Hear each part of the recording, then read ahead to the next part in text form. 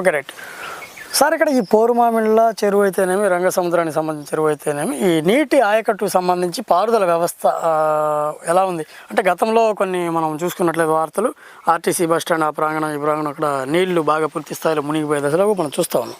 అంటే ఈ నీటి పారుదల వ్యవస్థ ఎలా ఉందంటారు అంటే ఆయకట్టు పరంగా? సార్, మాకు పూర్వామిళ్ళ చెరువు అనేది బద్వేల్ తాలూకాలోనే అతిపెద్ద చెరువు. దాదాపు 10,000 ఎకరాలకు ఆయకట్టు ఇచ్చే చెరువు అది. అంత సామ్రాజ్యము, చాలా పెద్ద చెరువు మాది. దాదాపుగా ఒక టీఎంసీకి కొంత తక్కువగా పడుతుంది. దీంట్లో నుంచి రంగసముద్రం చెరువు అంటే ఇప్పుడు ఆర్టీసీ బస్టాండ్ అన్నారు కదా, బస్టాండ్కు పూర్వామిళ్ళ చెరువుకు 3 తూములు ఉన్నాయి సార్. 3 తూముల గుండా పారకాలు ఉంటాయి. 3 తూములు 3 1. ఇంకా ఈ పూర్వామిళ్ళ చెరువు కింద నుంచి కిందికి పారకం వచ్చేసేది ఏ విధంగా ఉంటుందంటే, రంగసముద్రం చెరువు పూర్వామిళ్ళ చెరువులో ప్రతి చుక్క గుడక రాలితే గనక రెడ్డికోటాల చెరువుకు రెడ్డికత్త ద్వారా రెడ్డికోటాల చెరువుకు పోతాయి. ఇంకో మిగతా ఒక చుక్క వచ్చేసి రంగసముద్రం చెరువులోకి వస్తాయి. ఈ రంగసముద్రం చెరువులోకి వచ్చే కాలువలు పంట కాలువలు అనేది మనము శుద్ధంగా చేయక బెల్గాడి కాలువ అని చెప్పేసి ఒకటి ఊరికి నిండు ఉత్తరాన్ని నుంచి వస్తుంది. ఇది రంగసముద్రం చెరువుకు నిండు ఉత్తరాన్ని నుంచి వస్తుంది. కొద్దిగా ఇంకొకటి ఈ బస్టాండ్ దగ్గర ఆవరణంలో అన్నారు, అది వచ్చేసి పెత్తుం కాలువ అంటారు దాన్ని. పెత్తుం కాలువను వచ్చేసి పైనుంచి చెరువులో నుంచి డైరెక్ట్గా పెత్తుం ద్వారా కొన్ని ఆర్టీసీ బస్టాండ్ అనేది గతంలో 20 సంవత్సరాలు 25 ఏళ్ల కిందట ఇదంతా పంట పొలాలు అన్నమాట. ఊరి మాగాండ్లే అంతా కూడా ఆర్టీసీ బస్టాండ్ కాడి నుంచి దేశాయ థియేటర్ మొత్తం అంతా కూడా ఈ పక్కంతా పంట భూములే. ఇప్పుడు అది రియల్ ఎస్టేట్ ద్వారా కొంత డెవలప్ అవుతా అంత ఆర్టీసీ బస్టాండ్ పడ్డము నుంచి డెవలప్మెంట్ అవుతా వచ్చింది. అయితే వచ్చేటప్పుడు ఈ రియల్ ఎస్టేట్ వ్యాపారస్తులు అనేవాళ్ళు ఈ ఆర్టీసీ బస్టాండ్ మునకపోయేదానికి కారణం ఏంటి అంటే, మెయిన్గా అక్కడ కొంతమంది భవనాలు కట్టుకున్నారు. భవనాలు కట్టుకున్న వాళ్ళు ఈ 15 అడుగుల కాలువను పూర్తి చేసి ఉంటారు. 15 అడుగులు ఉన్న కాలువను పూర్తి స్థాయి ఈరోజు మెయిన్ గా ఉన్న కాడు వచ్చేసి కొంత మేరకు ఒక 10 అడుగుల కాలువ ఉన్నది రోడ్డు దగ్గర అయితే గనక. అది కొంత అవతలికి పోతానే ఇప్పుడు రాజారెడ్డి బిల్డింగ్ ఉన్నది, ఆడ వచ్చేసి దాదాపు 10 అడుగులకు ఎడల్పుగానే కాలువ ఉన్నది. ఆ పక్క 2 అడుగులు 3 అడుగులు, ఈ పక్క 2 అడుగులు 3 అడుగులు పోతే గనక ఆడ కాలువకు తగ్గ గ్యాప్ ఒక 2-3 అడుగులు ఎట్టున్నా కూడా ఆడ నుంచి రెండో స్టెప్ వేస్తే చెరుకూరి సిసిఆర్ లాడ్జి ఆడికి పోయాలకి ఆ కాలువ కాస్త ఈ 7-8 అడుగులు ఎడల్పు ఉండే కాలువ వచ్చేసి 3 అడుగులకు పోయింది. 3 అడుగులు 4 అడుగులకు పోయింది. ఆడి నుంచి ఇంకొద్దిగా అవతలికి పోతే బంగారంగడి గురెడ్డి శ్రీ చైతన్య స్కూల్ ఆవరణంలోకి పోయాలకి ఖచ్చితంగా 2.5 అడుగుకి వచ్చింది. 2 అడుగులు 2.5 అడుగుకి వచ్చింది కాలువ. ఆడి నుంచి ఇంకా కొద్దిగా పైకి పోతానే రియల్ ఎస్టేట్ వాళ్ళు ఆ దాన్ని కొద్దిగా ఆంచి అట 2 అడుగులకు చేసిండ్రు. ఇంకా అదే లెవెల్లో పైకి రామాయపల్లె కాడికి పోవాలా. ఆ రామాయపల్లె కాడి నుంచి 15 అడుగులు ఉన్న కాలువ, ఆ కాలువ అనేది మా తెలుగంగ వాళ్ళు కావచ్చు, ఎవరైనా కానీ ఆయకట్టు చైర్మన్ రూపంలో వస్తారు, వాళ్ళైనా కావచ్చు.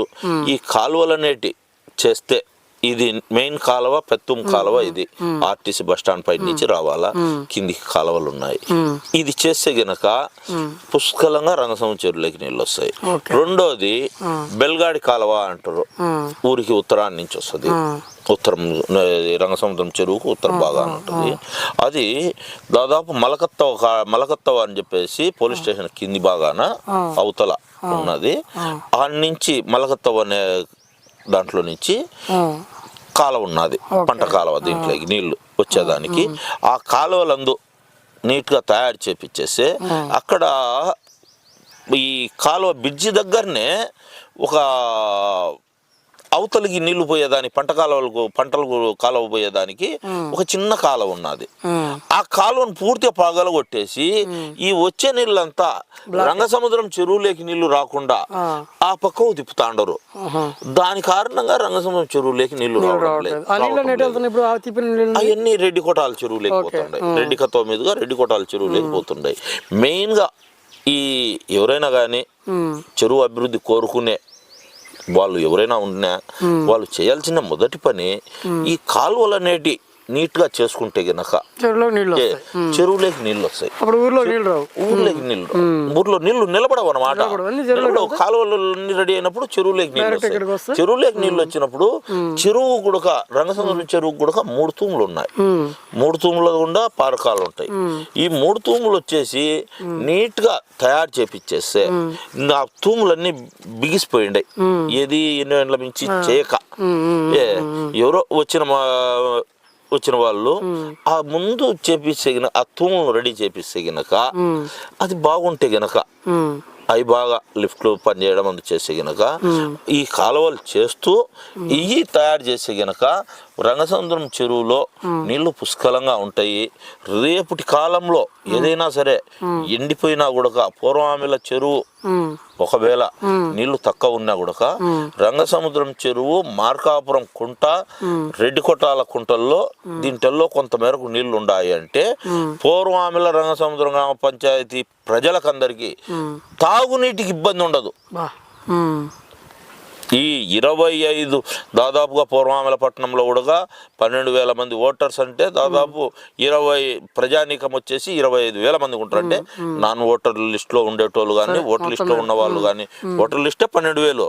అంటే ఓటు హక్కు ఎక్కనోళ్ళు ఎంతమంది ఉంటారు వీళ్ళందరూ కలిపినా కూడా దాదాపు 25,000కు పైగా ఉంటారు.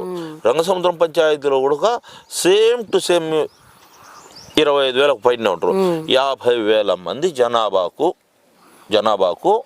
ఈ 4 కుంటలు మార్కాపురం కుంట, రెడ్డి కొట్టాల కుంట, రంగసముద్రం ఈ చెరువు అనేది ఈ పూర్వామిల చెరువులో నీళ్లు పూర్తి అయిపోయినా దీంట్లో ఆ పూర్వామిల చెరువులో నీళ్లు ఉన్నంత వరకు ఈ చెరువుల్లో నీళ్లు అలుగు పారుతా ఉంటది. ఆడ పూర్తి అయిపోయిన తర్వాత రంగసముద్రం పూర్వామిల చెరువులో నీళ్లు అయిపోయిన 3-4 నెలలకు కానీ ఈ చెరువుల్లో నీళ్ళు అయిపోవు. అయిపోయేలో ఏదైనా ఉంటే కనుక ఎండల కాలం వస్తుంది, వచ్చినప్పుడు నీటి ఎద్దడి జరుగుద్ది. నీటి ఎద్దడి జరగకుండా ఉండాలి అంటే దీంట్లోకి ఈ పనులు చేస్తే గనక అభివృద్ధి అనేది ఈ పనులు ఈ కాలువలు చేస్తే మంచి జరుగుద్ది.